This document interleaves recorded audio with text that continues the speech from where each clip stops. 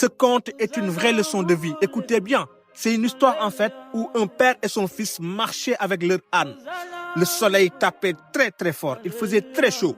L'enfant épuisé monta sur l'animal pendant que son père marchait à ses côtés. En traversant un village, des gens murmurent. Mais regardez ce gamin, il se laisse porter pendant que son vieux père marche, mais quel manque de respect! Le père, en fait, ayant entendu ça, il était très gêné.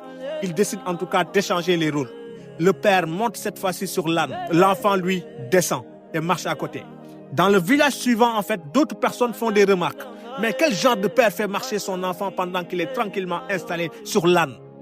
Honte à lui. Alors, en fait, le père ayant encore entendu ça, il décide de descendre tous les deux. Ils marchent côte à côte, tenant l'âne par la bride. Mais là encore, des moqueries ont survécu dans l'autre village où les gens disaient « ils ont un âne et ils le laissent vide. Ces deux idiots, ils n'ont pas de cervelle. » Alors fatigués, ils finissent par monter tous les deux sur l'âne cette fois-ci. Et cette fois, on les accuse de cruauté.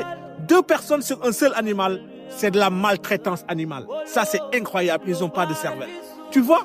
Donc, quelle est la leçon à retenir? C'est que dans cette vie, tu seras toujours critiqué, quel que soit oméga, bêta. Quand tu agis, on juge. Quand tu n'agis pas, on juge aussi.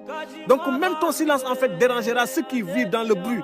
Tu fais, ils parlent. Tu ne fais pas, ils parlent aussi. Tu marches trop vite, on dira que tu cours après le succès. Tu marches lentement, on dira que tu n'avances pas. Tu souris trop, on dira en fait que tu caches quelque chose. Tu souris peu, on dira que tu es froid. C'est-à-dire, quel que soit Oméga, ils trouveront quelque chose à dire. Donc, à la fin, en fait, tu te rends compte que ce monde ne sait pas aimer sans critiquer. Alors, choisis une chose très simple.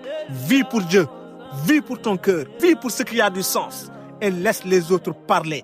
Parce que le silence, en fait, est souvent la plus grande réponse qu'on puisse faire à ceux qui ne savent pas juger.